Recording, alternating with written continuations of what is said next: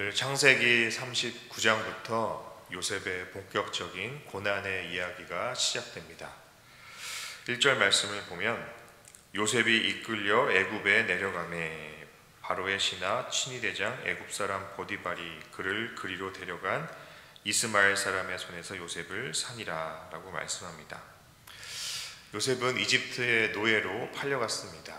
근데 어느 집으로 팔려갔느냐? 성경은 보디발의 집에 팔려갔고 그 보디발이 어떤 사람이냐? 바로의 신하 친위대장이라고 말합니다. 바로의 친위대장, 요즘 말로 하면 경호실장을 말합니다. 당시 권력에서 아주 높은 권세와 권력을 갖고 있던 사람이었습니다.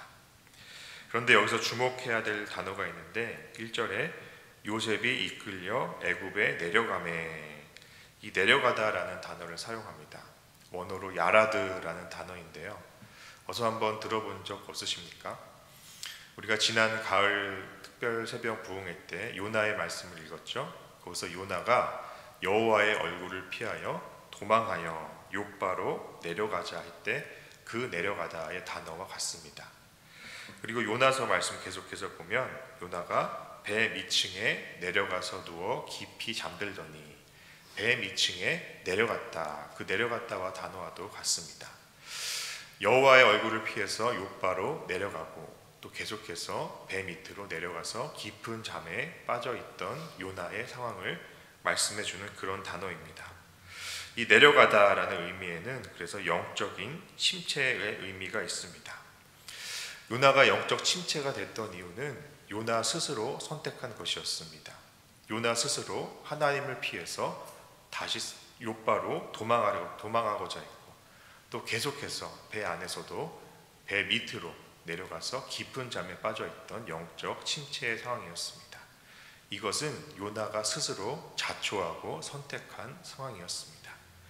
그런데 여기서 요셉이 내려갔다라는 것은 요셉이 스스로 선택해서 내려간 것이 아니라 요셉이 이끌려서 어딘가에 이끌려서 애굽에 내려간 것이다 라는 것입니다. 그래서 이 요셉에 내려갔다라는 말은 요나에 내려갔다라는 의미와는 다른 의미를 가집니다. 세상 사람들이 볼 때 객관적으로 볼 때 요셉은 침체되고 내려간 상황이 맞습니다. 절망적인 상황이 많습니다.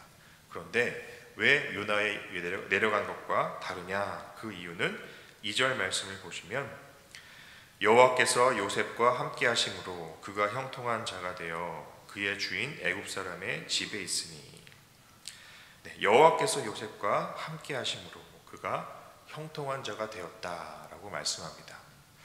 어떻게 이 내려갔다라는 단어를 쓰는데 형통한 자가 되었다라고 성경은 말씀합니까? 노예로 팔려갔는데 어떻게 형통한 자가 되었다라고 말씀한 것일까요? 그 이유는 바로 여호와께서 요셉과 함께 하심으로, 하나님께서 요셉과 함께 하셨기 때문에 환경과 상관없이, 노예로 팔려간 상황과 상관없이 요셉이 형통한 자가 되었다라고 말씀하고 있는 것입니다. 객관적으로 볼 때 요셉은 망한 인생입니다. 요셉은 아버지의 손에서 최고의 사랑을 받고 채색옷을 입으면서 형들의 위에서 권세를 누리며 살던 사람이었습니다. 그런데 그가 형들의 모함으로 구덩이에 빠지고 거기서 또 이집트의 노예로 팔려가고 더 이상 소망이 없고 희망이 없다라는 사실입니다. 그런데 그 상황에서 여호와께서 함께 하셨다라는 성경을 말씀합니다. 다윗이 이것은 마치 다윗이 시편 23편 4절에서 고백한 것과 같이 내가 사망의 음침한 골짜기로 다닐지라도 해를 두려워하지 않을 것은 주께서 나와 함께 하심이라 주의 지팡이와 막대기가 나를 안위하시나이다 라는 고백과도 같습니다. 다윗이 내가 사망의 음침한 골짜기로 다닌다라고 고백합니다. 하나님은 우리 인생에 사망의 음침한 골짜기를 없애버리고 그 길로 다니지 않게 하는 것이 아니라 그 길을 다니게 하십니다. 사망의 음침한 골짜기를 허락하실 때가 있습니다. 다윗의 인생도 마찬가지입니다. 다윗은 원래 아무것도 없는 인생이었습니다. 이새의 집안의 막내 아들로 태어나서 그런데 그가 어느 날 갑자기 골리앗을 이기게 되고 또 이스라엘의 군대 장관이 되고 계속해서 전쟁 때마다 한 번도 진 적이 없습니다. 계속해서 높은 데로 올라갔습니다. 그런 그가 사울 왕에게 쫓기고 죽음의 위협을 당하고 모든 것들이 박탈당하고 도망자의 신세가 되었습니다. 그래서 아둘람 굴에서 만난 원통한 자, 환난당한 자, 빚진 자들과 함께 생활하던 사람이었습니다. 완전히 망해버린 인생이었습니다. 그 가운데서도 다윗이 고백하는 것은 내가 사망의 음침한 골짜기로 다닐지라도 해를 두려워하지 않을 것은 그 이유가 무엇입니까? 주의 지팡이와 막대기가 나를 안위하시나이다. 여호와께서 나와 함께 하시기 때문이다. 그래서 나는 더 깊은 곳으로 내려갔을지라도 망한 인생일지라도 사망의 음침한 골짜기의 인생일지라도 나는 해를 두려워하지 않는다 라고 고백하는 것입니다. 그래서 하나님이 나와 함께 하시기 때문에 나는 망한 인생이 아닌 것입니다.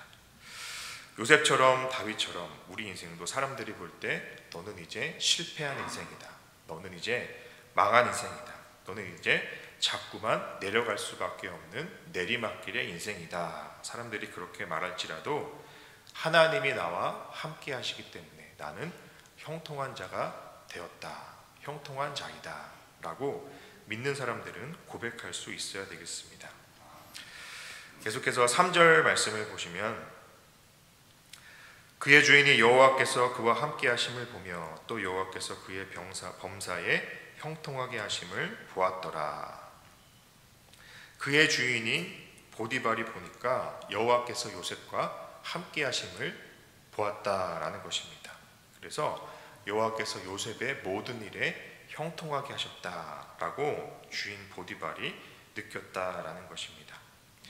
여기서 형통이라는 단어를 한번 보겠습니다. 이 형통의 원어의 뜻은 찰라으라는 단어인데 무엇을 돌파하여 건너가다라는 의미가 있습니다. 한자로도 형통할 형자, 뚫을 통자, 그래서 무엇을 통과하다 가다, 그래서 우리가 만사형통하다, 모든 일에 형통하다라는 그런 단어를 쓰고 있죠. 요셉의 힘으로는 막혀있는 지금 상황입니다. 모든 것이 막혀있고 뚫을 수 없는 상황입니다. 그런데 여호와께서 함께 하심으로 형통한 자가 되었다. 하나님의 힘으로, 하나님께서 함께 하심으로 그 막힌 것들을 뚫고 나갔다라고 성경은 말씀하고 있는 것입니다.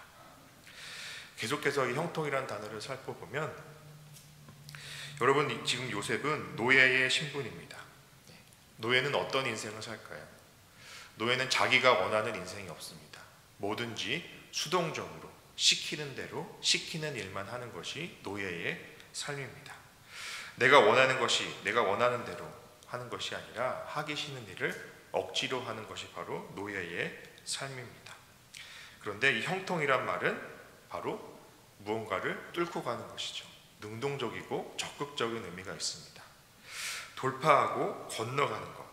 그래서 요셉은 형통한 자가 되었다라고 하는 것은 요셉은 스스로 시키는 일만 하고 억지로 하는 것이 아니라 적극적으로 노예의 신분이었지만 그 보디발의 집 안에서 적극적으로 능동적으로 하나님이 주시는 힘으로 하나님과 함께하는 인생을 살았다라는 것입니다.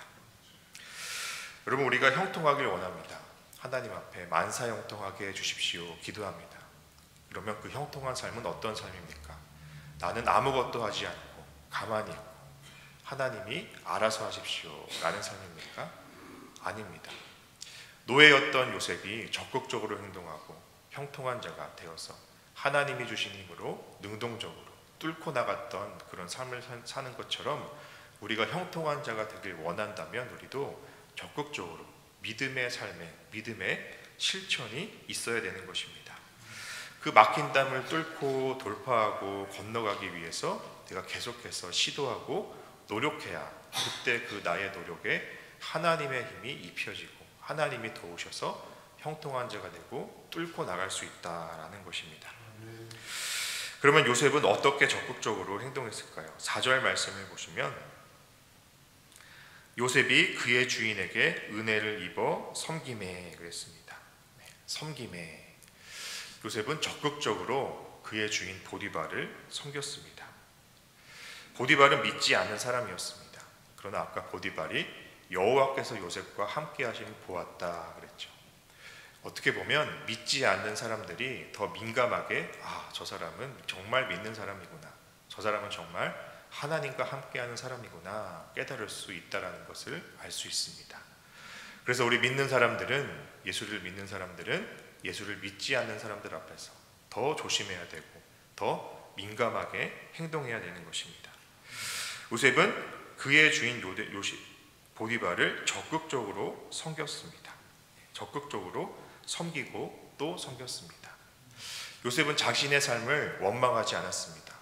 얼마든지 자신의 과거에 대해서 후회하거나 원망할 수 있는 상황입니다. 아버지는 왜 나만 그렇게 사랑하셔서 형들에게 질투를 받게 하셨는가? 또 어머니는 왜 그렇게 일찍 돌아가셔서 나를 먼저 떠나셨을까? 또 내 동생 베냐민은 왜 태어나서 베냐민이 태어날 때 엄마가 그렇게 돌아가셨을까?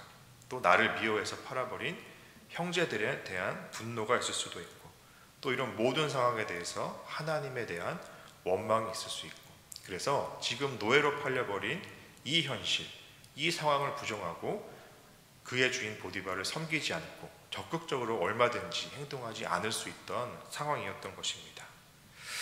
우리 중에도 그런 분들이 있죠. 내 삶은 왜 이런가? 내가 부모를 잘못 만나서, 내가 이렇게 잘못된 집안에 태어나서, 내 아버지는 그렇게 술만 드시고, 또 내가 지금 이렇게 살고 있다고, 내가 지금 결혼을 잘못해서 이런 꼴이 됐다고, 내가 직장을 잘못 만나서, 직장 상사 잘못 만나서 이렇게 억울한 일을 당했다라고 얼마든지 우리도 과거에 대해서 원망하고 후회하고, 그래서 현실을 살지 못하고 모든 것을 뚫고 나가는 형통한 자가 될 수 없을 때가 있습니다. 또 요셉은 미래에 대해서도 불안하고 걱정했을 겁니다. 자신이 지금 노예인데 나는 앞으로 5년 뒤에 10년 뒤엔 어떻게 될까? 노예는 언제든지 바로바로 그 다음 날에 다른 집으로 팔려갈 수 있는 그런 미래에 대한 불안함이 있는 삶이었습니다. 우리 인생도 마찬가지로 내 노후는 어떻게 될까? 내 앞날은 어떻게 될까? 내 미래는 어떻게 될까? 내 건강은 어떻게 될까? 과거에 대해서는 원망하고 미래에 대해서는 불안해하면서 지금 주어진 이 현실을 못 살게 된다라는 것입니다. 그런데 요셉은 과거에 대해서 원망하거나 미래에 대해서 불안에 빠져 있는 것이 아니라 지금 그 현실에서 적극적으로 그의 주인 보디발을 열심히 섬기고 형통한 자가 되었다라고 성경은 말씀하고 있는 것입니다. 말씀을 맺겠습니다. 요셉은 애굽에 이끌려 내려가는 그런 침체의 상황이었습니다. 세상 사람들이 볼 때 실패하고 절망적인 상황이었습니다. 그러나 성경은 그가 형통한 자가 되었다라고 말씀합니다. 그 이유는 여호와께서 함께 하시기 때문입니다. 우리도 우리 삶에 실패하고 절망적인 상황이다, 이제는 끝났다라고 하는 상황이 있습니다. 그러나 그때 끝난 것이 아닙니다. 내가 원하는 상황이 아니고 내가 원하는 환경이 아니고 그렇게 하나님이 애굽으로 이끌려가는, 노예로 팔려가는 상황을 허락할 때가 있습니다. 그러나 그런 상황일지라도 여호와께서 나와 함께 하신다라는 믿음을 잃지 마십시오. 우리가 그럴 때 형통한 자가 될 수 있습니다. 나는 노예로 팔려가고 모든 것이 막혀있고 뚫릴 수 없는 그런 상황이지만 하나님이 함께 하심으로 나는 형통한 자이다. 그래서 하나님이 주시는 힘으로 능동적이고 적극적으로 그 막힌 담을 뚫어 나가십시오. 하나님의 힘으로 주의 지팡이와 막대기가 나를 안위하시나이다 고백하면서 형통한 자의 믿음을 회복하십시오. 그리고 과거에 대해서는 원망하고 후회하고 미래에 대해서는 불안해하지 마시고 지금 주어진 현실에 대해서 최선을 다해서 섬기시고 능동적이고 적극적으로 행동하십시오. 그것이 바로 오늘 성경이 말하는 형통한 자의 의미입니다. 이 새벽에 하나님 앞에 하나님, 내가 하나님이 함께 하시는 형통한 자입니다. 그런 형통한 자의 삶을 살게 해 주십시오 라고 기도하며 나아가는 저와 여러분 되시기 바랍니다.